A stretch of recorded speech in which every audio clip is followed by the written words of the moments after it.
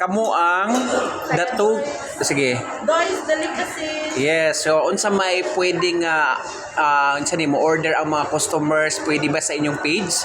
Pwede kayo. Sige. Pwede mo mag-order sa Doy's delicacies na page. Sa page. Oh, tapos pwede sila mo-order dito. Yes po. Pwede ra mo-order. Pwede na tayo. Pwede na ako may food panda, Grab.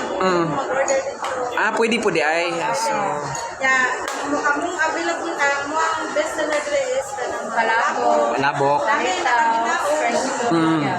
mga kakanina po, mga friends. Kompleto. Kompleto. Ayan, so sa gusto nga mamalit o gusto mo kaon, very affordable lang yun. Mismo din sa SM Mall. Sa may annex man nino? Sa Doy's. Doy's delicacies. Yes. So, unsa pa gihimo ninyo? Kung gutmon mo, umanhi mo sa SM Annex, anhi na mo diri kay mga gwapa kayong tindira o very black pa jud kaayo lang mga suot. Bye. Bye.